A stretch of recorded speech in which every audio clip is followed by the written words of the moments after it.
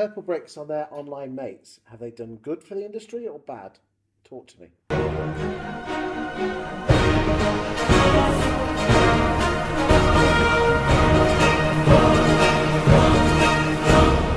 Purplebricks.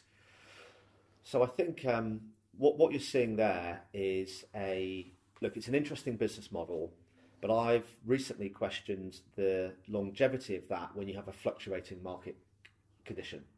So when the property market is liquid and there's lots of properties coming on, lots of opportunities, and everybody's got confidence in the market, there is a place for that model because it is driven by volume. List and pay. Yeah.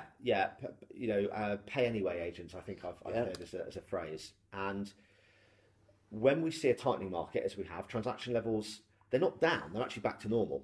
Let's not forget that, it's all relative.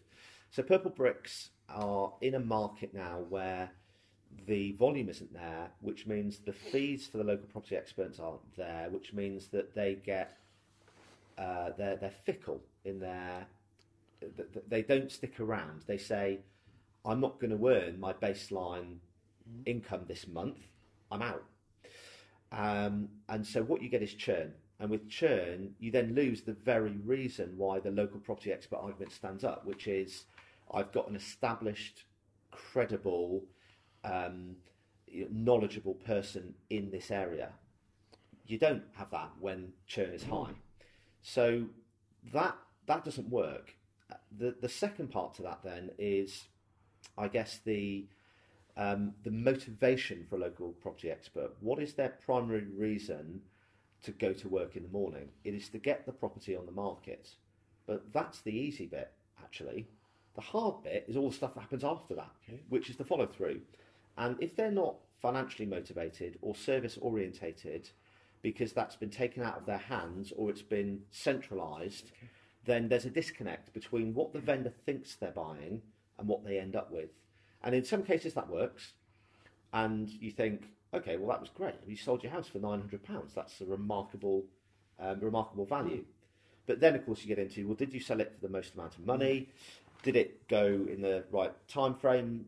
Did it stay on the market too long? And did you lose that onward opportunity? So those are more softer issues that sit around that, but they are fundamental when it comes to selling your house. Do you think high street agents are very good at proving that they can do better, in their opinion?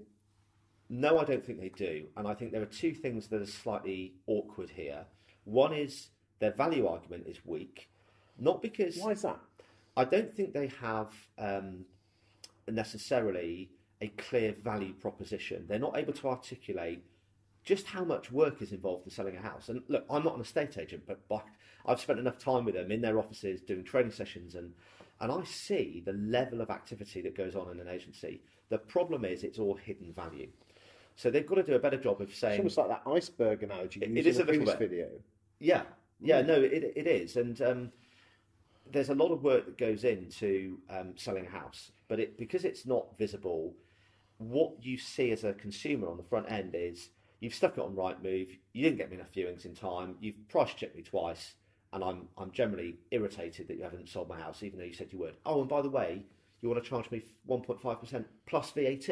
That's a nasty little kicker at the end, isn't it? So we've got to be better, I think, as an industry at explaining what the service looks like, where the value is, and a lot of that's in pricing, a lot of that's in really saying, what's your motivation to sell? It's about understanding the client requirements, and it's then about applying evidence, data, and not being the bad cop, but saying, look, this is what the market's doing, this is the data to support it, this is my advice, and there might be a discussion there. It becomes a consultation rather than a directive.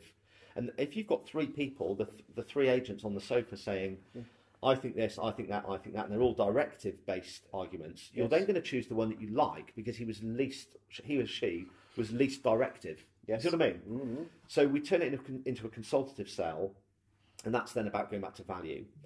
And then it's about credibility, track record, heritage, the care factor. I think people like Matt Giggs talk really well about what is their motivation to get up in the morning. It is about improving the moving experience. And if you care and believe in that, it's going to come through in the work. Because that's what we do. Our job as estate agents is to move and letting agents is to move someone from one chapter of their life to another. Absolutely right. Whilst I think we almost get too transactional. It is. It becomes transactional. I think where technology is the bad actor here, in some cases, is it says it's a transaction. That's the assumption. It's a transaction. Therefore, I'm going to attack and disrupt the transaction with self-serve and sell it yourself and list for 99 quid. That is the opposite of what we're trying to do here, right? It's about bringing technology in to automate and to take away the niff-naff and trivia that's not adding value. The extent to which you technologise your business is up to you. And do you think this is the good side of what Purplebricks have done and their online mates, that they've brought, they've been standard bearers at the front, at the vanguard of bringing technology into a state agency? Whilst, let's be honest, most estate agents are back at the guard's van, aren't they? Yeah, I haven't seen, on the online stuff, I haven't seen any mind-blowing technology that makes me think they've totally nailed the operational model. I just haven't seen it. That's maybe because I'm not a Purplebricks local property expert and I don't know what systems they've got. But yeah, but there's not many agents out there that can do online viewing bookings. No, but I think, look, some of the CRMs are doing it, and I think that's the way not many of them industry taking is them going. up. Yeah, but it's like most things. You could have most CRMs are Lamborghinis, but people only use them as Fiestas. Yeah, it's like Excel, right? We only use 2% of Microsoft Excel, don't we? I think, yeah, on that, it's interesting. Because they must have done some good to the agency, to the industry, haven't they? Because that was the ultimate question.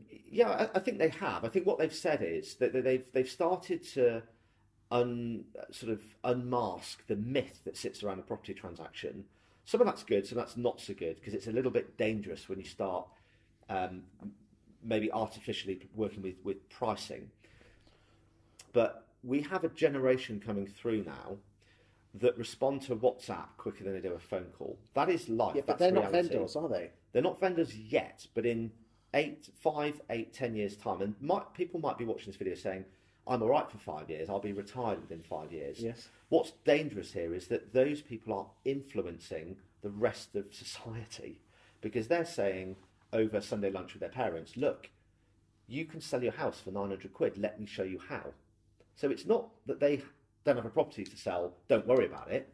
It's that they are driving the rest of society. Interesting. And that's the point here. So there's a cultural shift that has happened, and it's not going away, that I can go on holiday to Crete for 300 quid, can't I? With Thomas Cook, just book it online. I can sell my house for 900 quid, can't I? So whether I can or I can't doesn't matter, because when a traditional agent comes to the door and says, I'm 1% plus VAT, well, that's a simple calculation. You're going to charge me £6,000, 900. That's £5,100 apart. Tell me why. I'm prepared to listen, but where's the value? If you can't answer that correctly, you've lost it. And so that bit in the middle is the thing that we're all talking about. And that's the thing that we as an industry should be much better at. Absolutely right. And how can we do that? Well, we're trying to solve that, right? We are trying to solve that at Loop by injecting value back into that conversation. That is around being more knowledgeable, being trustworthy, being service-centric, helping them out with your track record and your credibility. Yes, some of that is largely technology-driven, but some of that is saying technology's given me more time to talk to and to work with the more relevant people in my life who are going to help me do deals and earn fees. And so we talked earlier about this analogy, the 500-strong mailing list. I would ask anyone who's watching the video to go and actually look at their completions from last year and tell me how many in that 500 actually bought a house. It will be surprising to most, but unsurprising to a few, that single digits bought houses from them. Well, let me show you this, a fact. Matt Giggs went through all of his purchases, house sales, and he's a big agent. He turns over £1 million out of one office, so big operation. Yeah. And they went back and looked at where the original lead came from, and only 4% of his sales through his, let's be honest, quite frankly, a rural location in Cambridgeshire, only 4% of his sales came from the person actually asking to view that original on Rightmove, Right. the property. Yeah, there you go. So basically, 96% went and bought something, I inquired about something else, and then the agent did their job. That's where the true value comes in. Yeah, absolutely. Yeah, and you can map that into your marketing channels, can't you? You Yes. can say, Rightmove costs me £10,000 a year. It's a complete rip-off. What is it? Did it give you 15 completions? Those inquiries that came on to 18 Acacia Avenue, Yes. then went on to buy, you've earned, let's say, £200,000 of fees. That looks like terrific value to me. That's a good one. But it's not about quantity, it's about the quality and the conversion into fees. That's the metric we should all be looking at. Thank you.